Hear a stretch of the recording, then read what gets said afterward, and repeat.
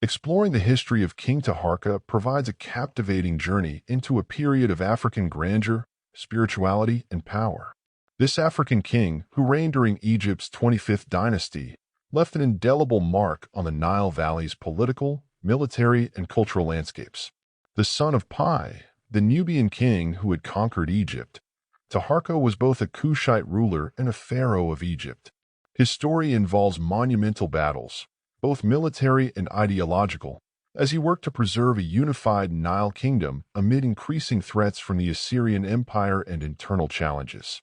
As a warrior, a spiritual leader, and a patron of the arts, Taharqa's legacy offers a complex portrait of an African ruler who faced incredible adversities while aspiring to reinforce the Nile Valley's divine and political unity.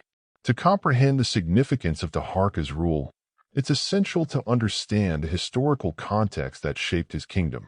Ancient Nubia, also known as Kush, lay south of Egypt in the region that is now Sudan. By the time of Taharqa's birth, Nubia was already a significant political and cultural center in Africa, with a heritage that traced back thousands of years, encompassing various dynasties and kingdoms. Nubians had a unique cultural identity marked by distinct language, religious practices, and societal structures. Despite close geographical proximity, Nubian and Egyptian cultures evolved independently, although their histories intersected frequently through trade, intermarriage, military conflict, and shared religious symbols. Taharqa came to the throne in 690 BC, a time when Nubia and Egypt were united under a single rule following his father Pi's successful military campaign. The Kushite conquest of Egypt was not solely a military endeavor, but carried deep spiritual implications. Pi, Taharqa's predecessor, envisioned himself as a legitimate pharaoh, a divinely sanctioned ruler uniting Upper and Lower Egypt. The Kushite rulers, sometimes referred to as the Black Pharaohs, considered their rule a restoration of order in Egypt, which they felt had been disrupted by internal divisions and foreign influence. Taharqa was born into this dynasty that saw itself as both a continuation of Egyptian tradition and a unique manifestation of Nubian sovereignty. As a young prince, he was trained in both the arts of war and the rituals of Egyptian and Nubian priesthoods, allowing him to embody the dual roles of warrior and spiritual leader when he later ascended to the throne. His coronation ceremony was likely an elaborate affair held at Gebel Barkal, a sacred site in Nubia that was believed to be the dwelling place of the god Ammonius, a deity highly revered in both Egyptian and Nubian religions. Under Taharqa's rule, the 25th dynasty reached the zenith of its power. His reign is often described as one of the most remarkable periods in the history of Nubian-Egyptian relations, characterized by ambitious architectural projects, military campaigns, and economic prosperity. He endeavored to stabilize his realm by strengthening the Nile Valley's infrastructure, which included constructing temples, palaces, and fortifications throughout Nubia and Egypt. The Temple of Karnak, one of the most revered religious complexes in Egypt, received generous patronage from Taharqa, who commissioned the building of grand courtyards and statues, including colossal images of himself as pharaoh. The construction of monuments under Taharqa's reign was not merely for the purpose of grandeur. Architecture was a vital medium through which ancient rulers displayed their divine legitimacy and fostered public devotion. Taharqa's additions to Karnak underscored his role as a custodian of Egypt's religious heritage. He frequently depicted himself in traditional pharaonic poses, presenting offerings to the gods, thus asserting his piety and divine right to rule. The Ammonius cult, with its epicenter at Karnak and significant presence at Gebel Barkal, became a unifying force for Taharqa's diverse empire.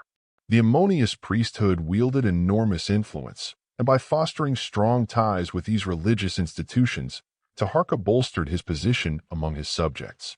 However, Taharqa's reign was not merely defined by his cultural achievements. He faced a formidable adversary in the form of the Neo-Assyrian Empire, which had grown increasingly aggressive in its attempts to expand into the Levant and control key trade routes. Assyrian rulers such as Sennacherib and Esarhaddon sought to impose their influence over Egypt, a rich and strategically vital region.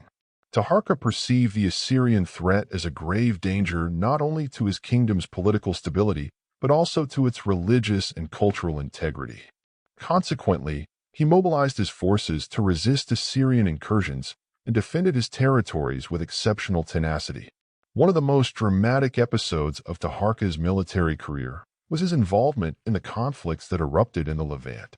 The Neo-Assyrian Empire's expansionist agenda placed immense pressure on the kingdoms of the region, from Phoenicia to Judea. Taharqa, viewing himself as a protector of the Levantine kingdoms, formed alliances with local rulers to counter Assyrian dominance.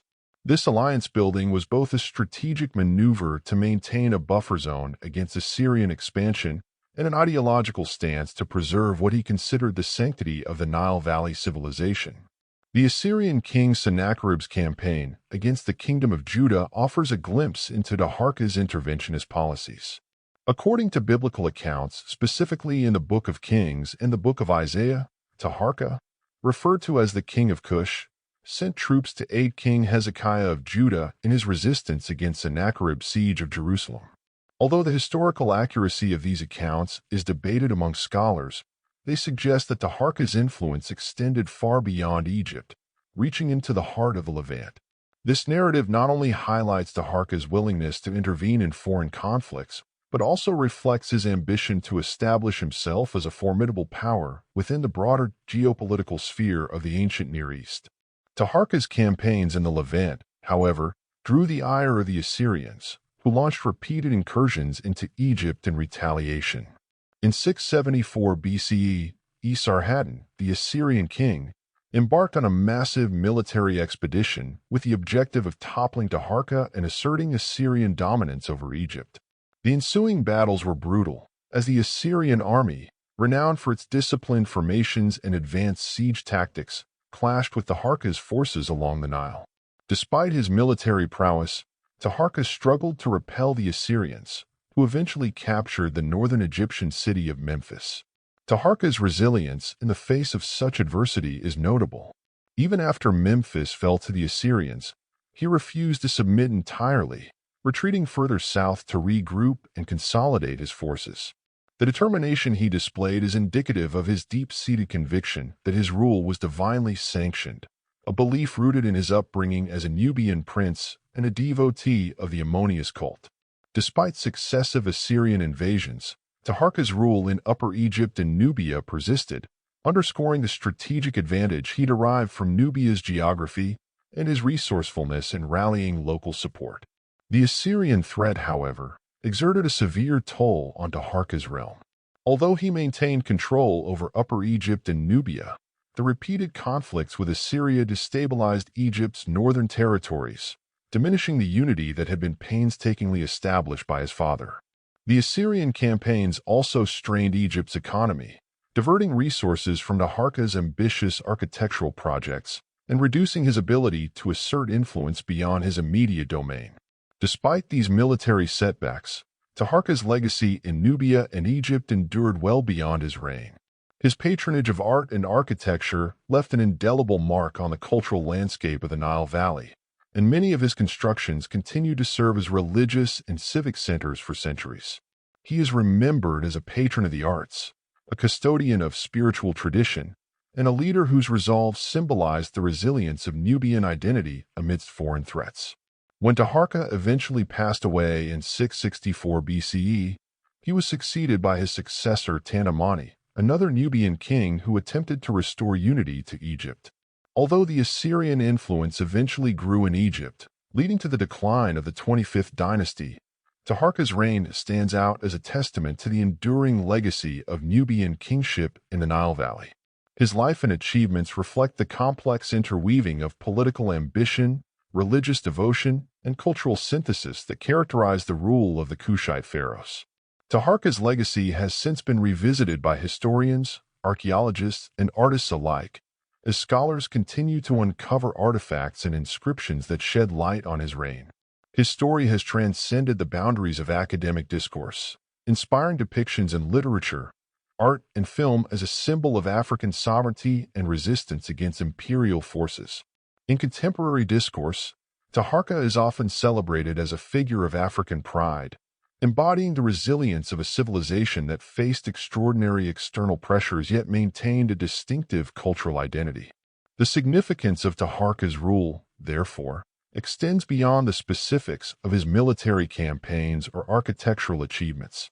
His legacy represents a pivotal moment in African history when Nubian and Egyptian traditions merged under the rule of a dynasty that sought to restore divine order in the Nile Valley. Taharqa's reign is a testament to the power of cultural synthesis and the resilience of a ruler whose vision transcended the immediate challenges of his time. Today, his monuments, inscriptions, and statues continue to bear witness to a king whose life and legacy have become emblematic of the rich and complex history of Africa's ancient civilizations.